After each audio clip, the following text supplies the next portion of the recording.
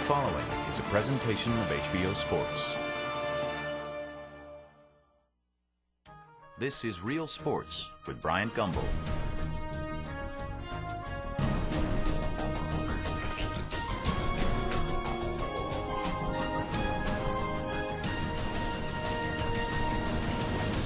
Tonight on Real Sports. These blackjack players devised a perfectly legal method of beating the casinos at their own game. A strategy so successful that casino officials no longer allow them to gamble. Professional blackjack is different than any other occupation in that if you're the best at what you do, you get penalized. From time to time, you have surely heard or read about some lucky person making a big hit gambling at a casino. It happens, but rarely. In the overwhelming majority of cases, players lose money in the long run because the odds are stacked in favor of the house. Frankly, that's how and why casinos get built. But with blackjack, where the goal is to accumulate cards with point totals close to 21 without going over that number, the odds are different. In blackjack, it's possible to actually study and memorize the cards used throughout a game so that the odds start tilting in the player's favor. It's called card counting. The casinos hate it, and they're very good at spotting and shutting down those players who engage in it. But not so long ago, some smart college students devised a secret way of beating the system without the casinos catching on. Bernard Goldberg has their story, complete with some exclusive video of how they did it. The Massachusetts Institute of Technology. Some of the greatest minds this nation has produced have come from MIT, including 63 Nobel Prize winners. Top science and business leaders started out on this campus. Oh yeah, did I mention the whiz kids who pretty much majored in blackjack? Students like Dave Irvine and Micah Ponte. So you guys go to MIT, one of the most prestigious colleges in all of America, and frankly all of the world. And you take all of this education, and you don't use it to figure out how to send a rocket to Mars, but you use it to figure out how to play cards, how to beat the house at blackjack. Does this make sense? Well, there are a lot of other people working on the Mars problem. We can't all go to Mars. Actually, getting to Mars is probably a little easier than consistently winning money playing blackjack. But after an MIT professor came up with a system that shifts the advantage away from the house and gives it to the player, it was just a matter of time before some of the more entrepreneurial kids on campus would figure out a way to put the system to good use. They did, and in 1991 started an MIT card counting team. Well, the mission statement was to train as many recruits as possible on how to play, and then I'm paraphrasing, and unleash them on the casinos to rake in the money. So students like Mike and Dave hit the books, the team's official handbooks. There are lots of complex mathematical variables, but what it pretty much comes down to is that the more high cards still in the deck, the better it is for the player. The more low cards, the better for the house. Once the team was able to find investors who were willing to put up seed money, the time had come for them to prove that this was more than just a class project. Las Vegas. This is a city built on dreams, mainly the dream that you could beat the house and go home with more money than you came with. That's why they call the people who come here gamblers. But the MIT boys say they never gambled. They invested. They were businessmen. Businessmen with a sophisticated mathematical system that virtually ensured they would always go home big winners.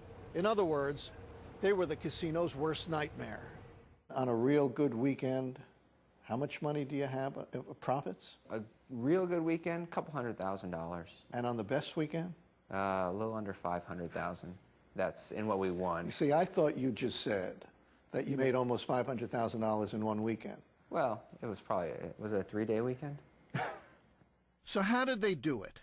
Last month, Mike and Dave let us follow them around Las Vegas with hidden cameras. The first time they've shown anyone exactly how they're able to beat the house at their own game.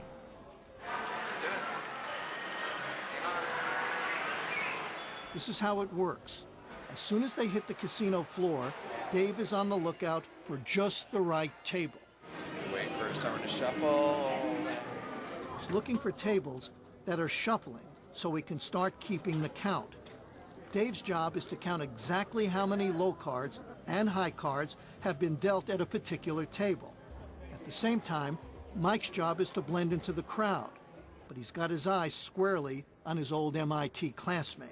At this point, I kind of put my eyes up a little bit without being too obvious and trying to make sure I can see him and he can see me too. And this is where it gets tricky. When the count moves in their favor, which remember, means there are more high cards left to be dealt, Dave crosses his arms, letting Mike know it's time for him to move in. Mike then heads straight for the table, and as soon as he gets within earshot,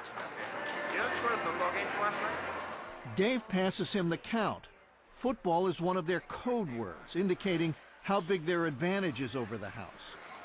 Real simple, nobody knows what they're talking about except me and Mike. Mike then bets big right out of the gate to capitalize on the advantage. And he wins. Dave needs Mike to swoop in and place the big money bet, because if Dave did it himself, the casino would suspect him as a card counter and shut him down. But they don't suspect Mike of anything, since for most of the time, he wasn't even at the table. And as soon as the count moves in favor of the house, Mike is gone. What you guys were doing, this was legal, not legal? What? Yeah, it was perfectly legal. It's legal in every state in the country.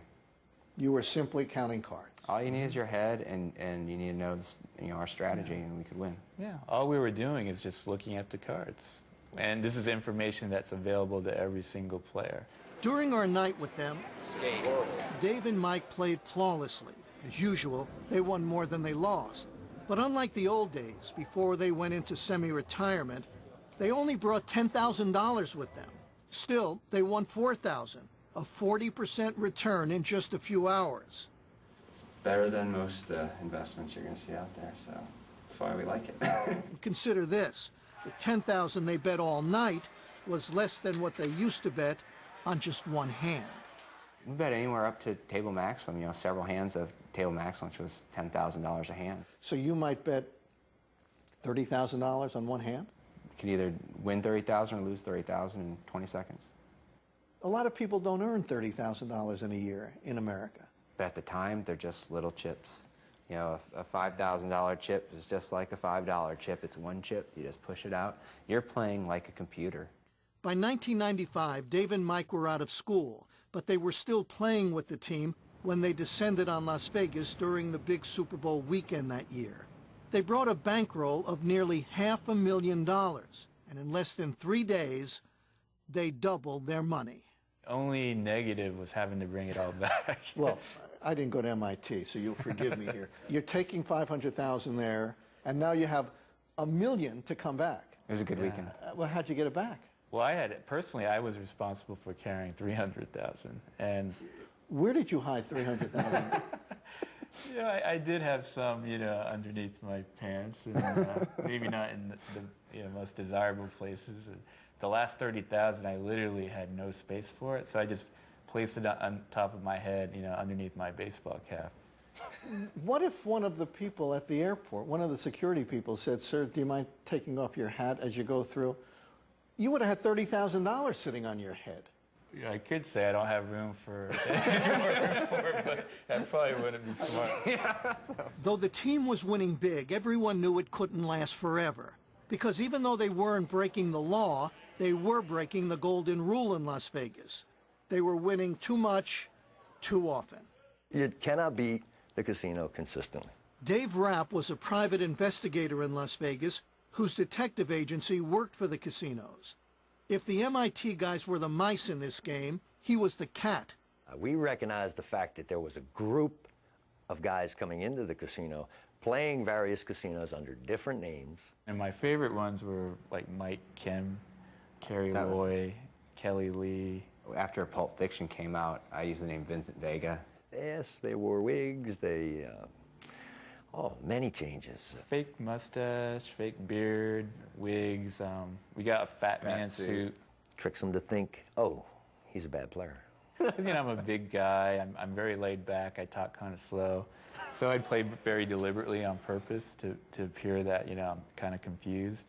But the cat and mouse game finally came to an end Not because anyone connected the dots on their own, but because the MIT team had a rat. Well, we got a blind telephone call from somebody who they either kicked off their team, somebody they made mad. And this person said what? Said, I got information on that team. It's kicking Las Vegas's butt. And then he gave us names, year of graduation at MIT. And at that point, we just took it the next step. The next step was to stop the bleeding. Flyers went out to casinos to warn them about the card counters from MIT. And with their names and pictures plastered on the walls of every surveillance room in Las Vegas, team members could barely get into a casino, here or any place else, before they were recognized. So they finally gave up, and the team's playing days were over. That is, until Dave and Mike decided to come out of retirement and take us along with them. For a while, they flew under the radar, mainly because they weren't betting that much money. That changed when the casino noticed that Mike was varying his bets, a sure sign that he was counting cards, and mostly that he was winning a lot. I knew it was going to happen as soon as I started betting it up and they made a call upstairs to surveillance. So about, a few minutes later, someone came down and pushed my bet back.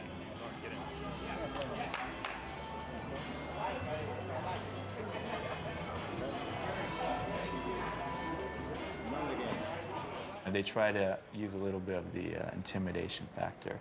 So they had security guards kind of around as I went to cash out my chips. And after I'd cashed out and we were leaving, one of the casino guys told the security guards, "You ever see this guy again, he goes to jail."